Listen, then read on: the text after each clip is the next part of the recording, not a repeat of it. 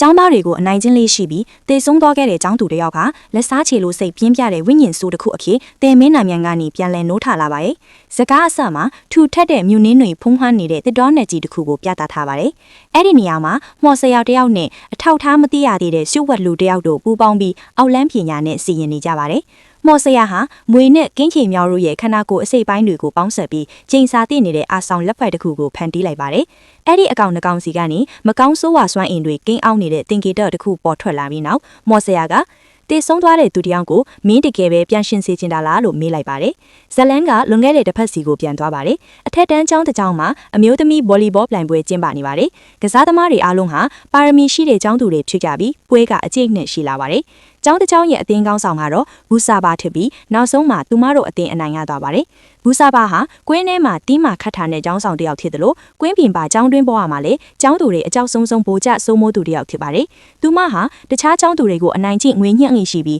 ဘသူဘဝဘလောက်ချမ်းသာတယ်ဆိုတာကယူမဆိုင်ပဲသူမစိတ်တိုင်းကြအနိုင်ကျင့်လိရှိပါတယ်။တနေ့မှာတော့ဆီယာမကတခြားကျောင်းကပြောင်းလာတဲ့ကျောင်းသူတွေဂျင်ဒရာနဲ့မိတ်ဆက်ပေးပါတယ်။အတန်းထဲမှာဂျင်ဒရာကိုအရင်ကတည်းကသိတဲ့ဟုံဆိုတဲ့ကျောင်းသူတယောက်ရှိနေပါတယ်။ဂျင်ဒရာဟာအရင်ကျောင်းမှာဗောလီဘောအသင်းကောင်းဆောင်ထိခဲ့ဘူးတာကြောင့်ဘူဆာဘာကသူမရဲ့နေရာပျောက်သွားမှစိုးရင်ပြီးတတိထားဆောင်ကြည့်လာပါတယ်။ဂျင်ဒရာဟာဘူဆာဘာအမြင့်အနိုင်ကျင့်လေးရှိတဲ့အိုရာဆာဆိုတဲ့ကောင်မလေးနဲ့အတူထိုင်ပါတယ်။ဟုံကတော့ဂျင်ဒရာရဲ့ငယ်တငယ်ချင်းပါထမင်းစားဆောင်မှာဘူဆာဘာကပြဿနာရှာတဲ့အနေနဲ့ကြက်ရိုးတွေကိုသူတို့စပွဲပေါ်ပြစ်တင်လိုက်ပြီးကြောင်ကျင်းနှင်းထားတယ်လို့ပြောတာကြောင့်ဟုံကဘူဆာဘာရဲ့ဖက်နှက်ကိုဒူးထောက်သူ့ပေးရတဲ့အထီဖြစ်ခဲ့ပါတယ်။ဘူးစာပါတော့အမြဲအနိုင်ကျင့်နေပြီမဲ့ကျောင်းကုံဆောင်ထူးချွင်းကျောင်းသူဖြစ်တာကြောင့်ဆရာတွေကမျက်ကွေပြူထားကြပါတယ်။ဒီနေ့ဗော်လီဘောလေ့ကျင့်ရေးစင်းချိန်မှာဘူးစာပါရာဆိုတဲ့ကောင်မလေးစီကငွေတောင်းမရလို့ဗော်လီဘောနဲ့ပြင်းပြင်းထန်ထန်ရိုက်ပြီးအဖြစ်ပေးပါတယ်။ရာကစထေးသမီးဖြစ်ပေမဲ့ဘူးစာပါရဲ့တန်ကိုမထန်နိုင်ပါဘူး။ဒီအချိန်ကြီးကိုမကြည့်ရတော့တဲ့ဂျင်ဒရာကဝင်တိုင်းပြီးဘူးစာပါကိုစိန်ခေါ်လိုက်ပါတယ်။အကယ်၍ဂျင်ဒရာရှုံးရင်ရာတဲ့အစားအနိုင်ကျင့်ခံမယ်ဆိုပြီးသဘောတူကြပါတယ်။ဘူးစာပါက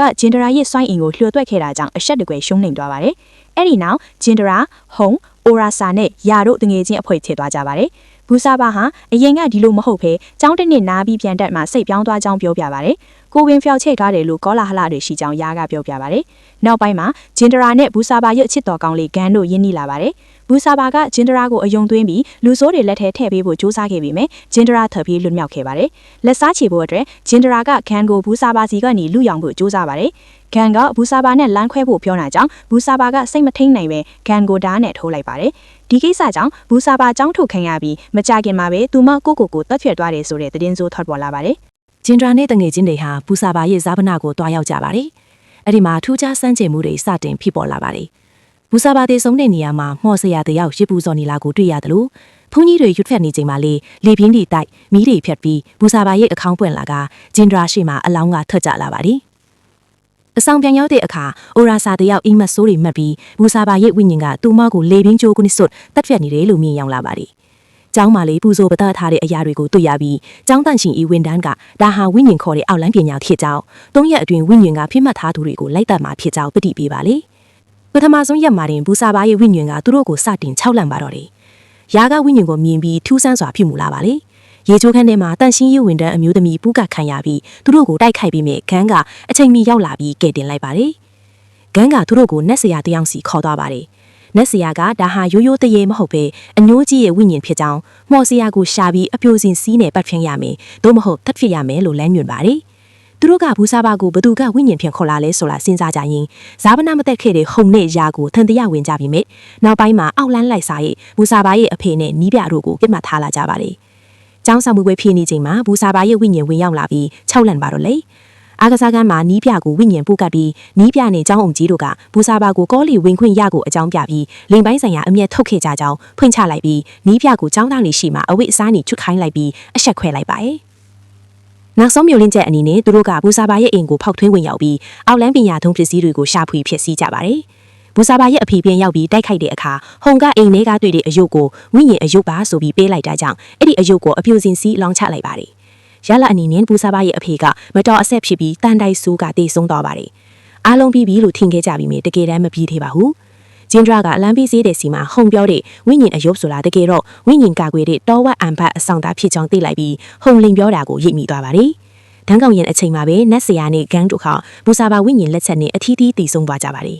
ရာလေးထပ်မံအသက်ခံလိုက်ရပါတယ်နောက်ဆုံးမှာအမှန်တရားပေါ်လာပါတယ် ဘူစာဘာဝိညာဉ်ကိုပြန်ခေါ်ခဲ့သူမှာဟုံစနေပါတယ်။ဟုံကဂျင်ဒရာဂန်ယာတို့အစားဘူစာဘာကိုတောင်းပန်ခိုင်းဖို့အိုရာစာကိုခေါ်သွားပါတယ်။တကယ်တမ်းဘူစာဘာဟာကိုတက်ဖြတ်ခဲ့တာမဟုတ်ပါဘူး။အရင်ရက်တွင်းမှာဘူစာဘာဂန်နဲ့ဂျင်ဒရာတို့ရဲ့ကိစ္စကိုသိပြီးရန်ဖြစ်ကြရင်မတော်အဆက်တွန်းမိကဘူစာဘာတည်ဆုံခဲ့ရပါတယ်။သူတို့၄ယောက်ဂျင်ဒရာဂန်ယာအိုရာစာကပေါင်းပြီးအလောင်းကိုဖျောက်ဖျက်ပြီးကိုတက်ဖြတ်တဲ့ရောက်ဖန်တီးခဲ့ကြပါတယ်။အဲ့ဒီညကဟုံပါမလာခဲ့ပါဘူး။ဟုံကဘူစာဘာအနိုင်ကျင့်တာကိုခံရမှာကျင်းနဲ့အာသာပြည်တဲ့စိတ်ယောဂအခြေအနေရှိပါတယ်။ဘူစာဘာတည်သွားတဲ့အခါသူ့ကိုအနိုင်ကျင့်မဲ့သူမရှိတော့လို့မော်ဆီယာနဲ့ပေါင်းပြီးဝိညာဉ်ပြန်ခေါ်လေဂျင်ဒရာကိုလေးထည့်ဖို့ကြံခဲ့တာပါ။နောက်ဆုံးတိုက်ပွဲမှာဂျင်ဒရာရှုံးနိမ့်သွားပြီးကင်းခင်များလီဂျင်ဒရာကိုလေးဝင်ရောက်သွားပါတယ်။ဇက်ထိန်မှာတော့ဟုံနဲ့ဂျင်ဒရာတို့အသက်ရှင်ကြံခဲ့ကြပါတယ်။ဒါပေမဲ့ဂျင်ဒရာခန္ဓာကိုယ်ထဲမှာဘူစာဘာရဲ့ဝိညာဉ်ကရောက်ရှိနေပါတယ်။ဂျင်ဒရာဘူစာဘာကဟုံကိုပလန်လေးအနိုင်ကျင့်မှာတော့လေ။ဟုံကလေဒါကိုပဲလိုလားနေတတ်နေတာနဲ့ဆက်လန်းပြီးဆုံးသွားပါတယ်။